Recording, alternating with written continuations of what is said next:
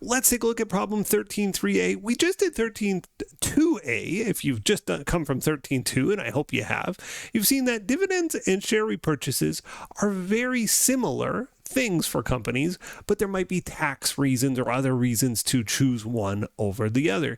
Here we look at a few more differences and similarities between dividends and share repurchases. Let's jump into it.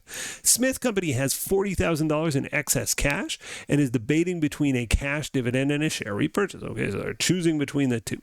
The company has 20,000 shares outstanding and its stock price is $32. So I wanted to sort of set up a before and after here. So before the dividend or share repurchase, we had 20,000 shares outstanding. The stock price is $32. 20,000 times 32, I think that's 640, but let's just, right clicked. An errant right click got in my way there. 20,000 times 32 is indeed $640,000. But anyway, we'll get to that later. It has 75 cents in earnings per share. It says, ignore the effect of taxes and other real-world irregularities in your analysis. Compare the two options, dividend or share repurchase, in terms of the effect on stock price and overall shareholder wealth. So let's see how a dividend changes the share price. So we're going to pay $40,000 in dividends. We have 20,000 shares. So what does a dividend look like? It looks like every share, 20,000 shares, get a $2 dividend for a $40,000, dividend. So after that, the value of our equity is $600,000. Now we still have 20,000 shares, but because I've, in a vacuum, you've reduced your assets by 40 grand, your stock value is going to fall. The value of your company has fallen by $40,000. So the value of our company's gone down to 600. We still have 20,000 shares. What's our share price? $30. Okay, so that's one of our data points here. So the effect of the stock price of a dividend is the dividend made the stock price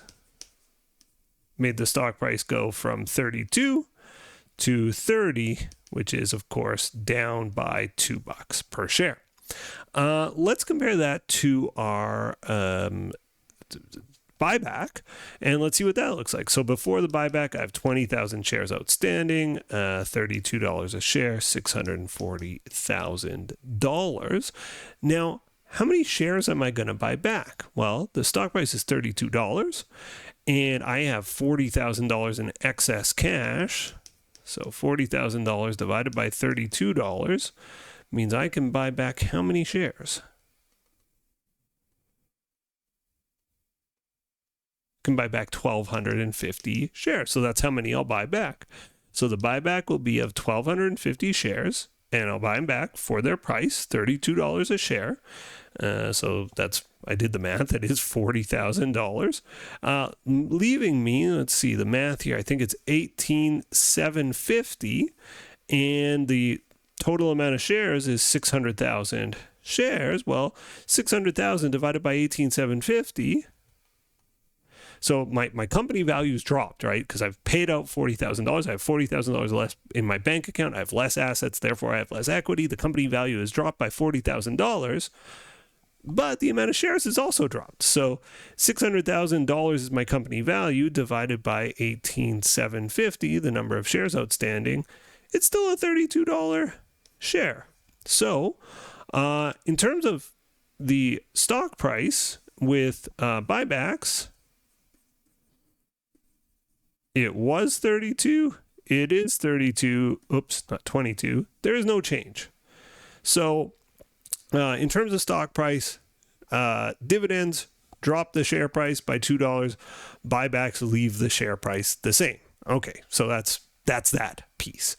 What about overall shareholder wealth? Well, we explored this in the previous question, and you know that the shareholders are equally well off. And what does that mean? Well, with a dividend, the shareholders had a $32 stock. Now they have a $30 stock, but they also have $2 cash, so they have $32 in value. With a buyback, shareholders had a $32 stock. Now they either have a $32 stock because they didn't participate in the buyback, or they have $32 cash, right? They have either a $32 stock or $32 cash. In the dividend example, all shareholders have a $30 stock and $2 of cash. So they're in the same spot. They have $32 worth of value, I suppose. So in terms of shareholder wealth, they're in the exact same position. That is our answer to part A. Stock price for dividends drops, buyback stays the same. Shareholder wealth, buyback and dividend, there's no difference. Okay, compare the two options in terms of earnings per share and price to earnings ratio. So to figure out our earnings per share, let's actually scroll up. We kind of want to know our earnings. So it says we had a 75 cent, before considering it, 75 cents in earnings per share, and we had 20,000 shares. So how much did we earn? 75 cents, times 20,000, our earnings must have been $15,000. Okay, well now it's earnings per share. So after our dividend, we have 20,000 shares. So we go, okay, our earnings is 15,000. After dividends, we have 20,000 shares. Our earnings per share is 0.75. It's unaffected by a dividend. But I think you'll be able to put this together. It is going to be affected by a buyback because our denominator changes, right? Our per share, like that piece of it got smaller. So we have still 15,000 earnings. These types of things do not affect the day-to-day business, the profits of the company. So we just divide by 18,750, a smaller denominator. 15,000 times 18,750 equals... Well, that is not right. 15,000. Oh, I times it. What a goof. 15,000 divided by 18,750. That was a slip up, equals 0.8. I like when my answers are very wrong. You go, okay, I know something's on it. Sometimes if the answer is just slightly wrong, you don't catch it, but that was easy to catch. Yes, our earnings per share is 0.8. So your earnings per share is 5 cents higher under a buyback situation. What about the PE ratio, the price to earnings ratio? Well, price divided by earnings is the math here. It's price divided by earnings per share. PE ratio equals price divided by EPS. Well, what is our share price? After a dividend, so for dividends, our share price, we said after all this, would be $30 divided by 0.75. For buybacks, it's going to be $32 divided by 0.8. And let's see what the PE ratio is. 30 divided by 0.75 equals 40. So people are paying 40 times earnings for the pleasure of owning our share. That seems high to me, but what do I know? 32 divided by 0.8, also 40. So how does it affect earnings per share? Well, a buyback will increase the earnings per share. How does it affect PE ratio? Doesn't affect PE ratio. There you go. So that's parts A and B. Now, the key here is part C. It says, if we consider taxes and real-world irregularities, which option do you think is better? Why?